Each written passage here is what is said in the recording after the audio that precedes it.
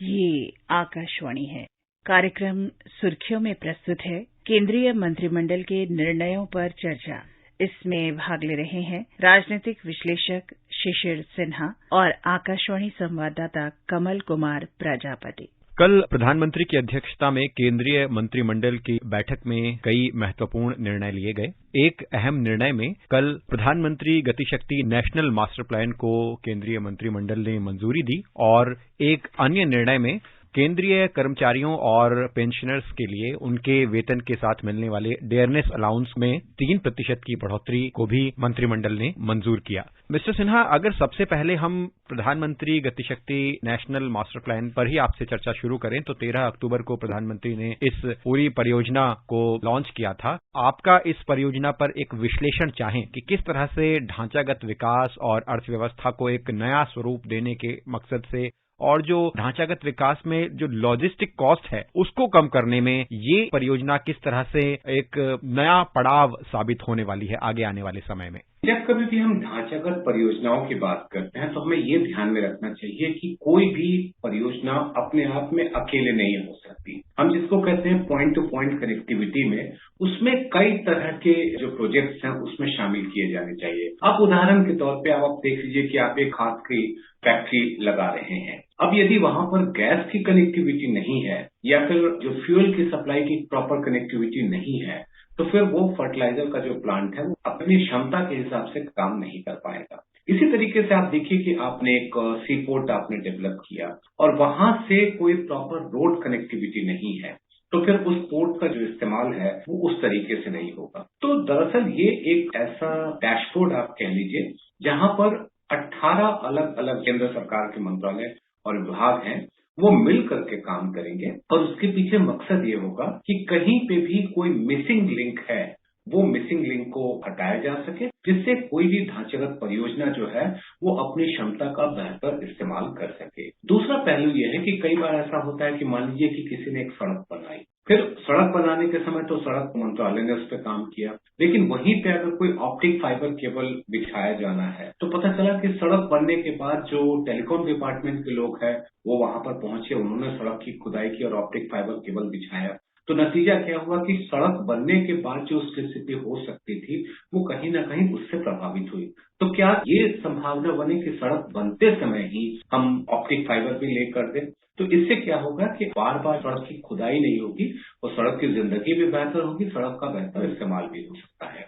तो इस तरह के जो अलग अलग मंत्रालयों के बीच में एक कोऑर्डिनेशन हो, उसी के मकसद से ये परियोजना शुरू की गई है, जिसको हम लोग प्रधानमंत्री गतिशक्ति परियोजना का नाम दे रहे हैं। इसमें सबसे बड़ी बात है कि राज्य सरकार और स्थानीय निकायों को भी इसमें शामिल करने की कोशिश है, जिससे कि ये व्यवस्था जो है वो और बेहतर तरीके से चल सके। कल केंद्रीय मंत्री अनुराग ठाकुर ने प्रेस ब्रीफिंग में ये जानकारी भी दी कि किस तरह से सभी स्टेक होल्डर्स एक मंच पर आकर काम करेंगे। अगर हम सरकारी विभागों की बात करें तो सचिव स्तर का एक पूरा ग्रुप बनाया जाएगा, साथ में मल्टी मोडल प्लानिंग ग्रुप का भी गठन किया जाएगा जिसमें कि अलग अलग मंत्रालयों का प्रतिनिधित्व होगा और एक टेक्निकल सपोर्ट यूनिट भी इस पूरे समूह को सहायता देगी जिसमें कि इंफ्रास्ट्रक्चर सेक्टर से जुड़े और इस क्षेत्र में विशेषज्ञता रखने वाले लोग शामिल होंगे। तो जैसा कि प्रधानमंत्री ने 13 अक्टूबर को अपने संबोधन में भी कहा था कि ये जो परियोजना है ये एक तरह से पुराने समय में जो भी योजनाएं थी उनका एक व्यापक समाधान है। किस तरह से इस परियोजना को देखा जा सकता है कि जो पुरानी चुनौतियां होती थी ढांचागत परियोजनाओं को पूरा करने में, उसका एक नए स्तर से समाधान ये प्रधानमंत्री गतिशक्ति नेशनल मास्टर प्लान में देखा जा रहा है। आप सभी एक मकसद से काम कर रहे हैं, लेकिन सभी अपने अपने जिसे कहा जाता है ना शाइलों में बैठ करके काम कर रहे हैं। इससे क्या होता है कि उसका जो अंत का जो नतीजा होता है वो बहुत बिखरा बिखरा हुआ होता है और वो पूरी तरह से फायदेमंद भी नहीं होता है। जो ये मास्टर प्लान है ये दरअसल उस साइलोज को खत्म करना है, यानी कि आप अलग अलग बैठ के जो काम करते हैं उसको खत्म करना है।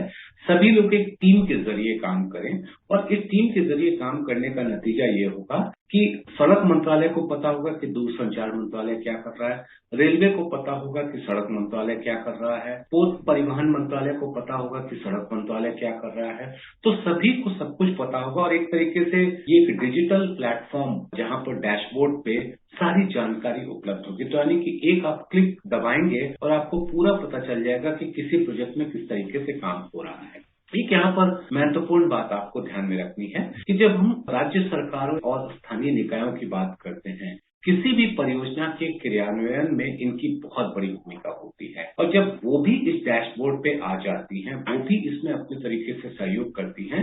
कई बार ऐसा होता है कि आपने एक प्रोजेक्ट लगाया, वहां पर आपको सीवरेज का कनेक्शन चाहिए, वाटर का कनेक्शन चाहिए, वो लोकल बॉडीज प्रोवाइड कर रही हैं। वो अपने साइलो में अगर काम करें तो परियोजना में देरी होती है और आज के दिन में परियोजना की देरी का हाल ये है कि लगभग 4,43,000 करोड़ रुपए के जो कॉस्ट ओवररन है परियोजनाओं की देरी की वजह से, इनको हम खत्म कर सकेंगे। तो दो मकसद हुए, एक तो आपको कि अलग अलग जो आप काम करते हैं उसकी जगह पर एक मत होकर के काम करें, एक साथ मिलकर के काम करें, और दूसरा ये है कि जो परियोजना में देरी होती है अनावश्यक रूप से, उसको खत्म करके आपके पास जो संसाधन है उनका इस्तेमाल आप और किसी परियोजना में कर सके जिससे संसाधन का बेहतर इस्तेमाल हो सके। लॉजिस्टिक की कॉस्ट को कम करने और साथ में अर्थव्यवस्था को एक नई वृद्धि देने में इस पूरे प्लान से किस तरह से सहयोग मिलेगा?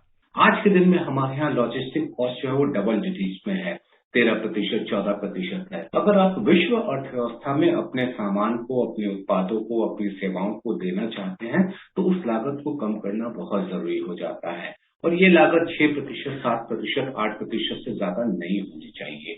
कोशिश यही है कि जब इस तरह के हम मास्टर प्लान की बात करेंगे जिससे कि इंफ्रास्ट्रक्चर सही तरीके से विकसित हो सके, तो इससे जो लॉजिस्टिक का कॉस्ट है वो कम होगा।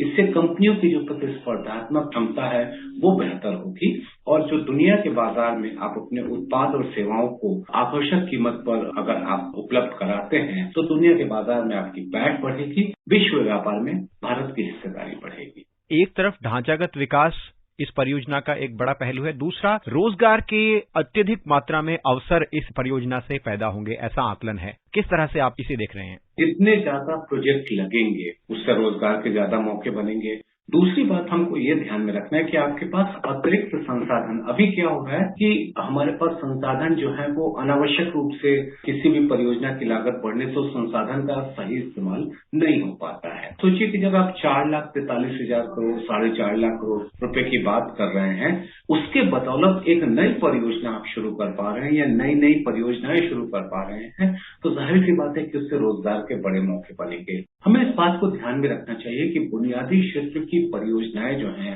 वो जॉब मल्टीप्लायर होती है, यानी कि उसमें सीधे तौर पे भी नौकरियां बनती हैं और अप्रत्यक्ष तौर पे भी नौकरियां बनती हैं। सड़क का निर्माण होता है, उससे कितने गुना नौकरियों की बढ़ोतरी होती है ये बताने की जरूरत नहीं है। तो इसलिए जब आप बुनियादी क्षेत्र की परियोजनाओं को प्रोत्साहित करते हैं, संसाधन का सही इस्तेमाल करके नई परियोजनाएं शुरू करते हैं, तो रोजगार के आपके लिए ज्यादा मौके तैयार करने में काफी मदद मिलती है। एक और निर्णय पर मिस्टर सिन्हा आपसे बात करें कि कल मंत्रिमंडल ने जिस तरह से केंद्र सरकार के कर्मचारियों और पेंशनर्स के लिए डियरनेस अलाउंस में 3% की बढ़ोतरी की और पिछले दिनों भी 11% की डियरनेस अलाउंस में बढ़ोतरी की गई थी, जो कि जुलाई महीने से इस वर्ष लागू हो रही है। इस तरह के अलाउंसेस में बढ़ोतरी होती है तो किस तरह से मार्केट में कंज्यूमर को खरीदारी को बढ़ावा देने में और अर्थव्यवस्था को और गति देने में इस तरह के निर्णय से मदद मिलती है? साल में 2 बार डियरनेस अलाउंस का रिवीजन होता है, एक जो कि 1 जनवरी से प्रभावी होता है और दूसरा जो 1 जुलाई से प्रभावी होता है। आमतौर पर त्योहारों के ठीक पहले जो दूसरी किस्त होती है डियरनेस अलाउंस की, वो जारी की जाती है। अब अगर आप उसमें देखें तो लगभग 47 लाख केंद्र सरकार के कर्मचारी और 68 लाख से ज्यादा पेंशनर्स हैं और इसके साथ साथ आपको ये भी ध्यान में रखना है राज्य सरकारों के जो कर्मचारी और पेंशन भोगी होते हैं उनको भी इसका फायदा मिलता है। लगभग 9,500 करोड़ रुपए जो है इस बढ़ोतरी की वजह से हर साल सिस्टम में आएंगे, तो जाहिर सी बात है लोगों के हाथ में पैसे होंगे तो खपत बढ़ेगी और खपत बढ़ेगी तो उसका फायदा अर्थव्यवस्था को मिलेगा। मिस्टर सिन्हा, कार्यक्रम में आप जुड़े, आपका बहुत बहुत धन्यवाद। धन्यवाद। अभी आप सुन रहे थे केंद्रीय मंत्रिमंडल के निर्णयों पर चर्चा।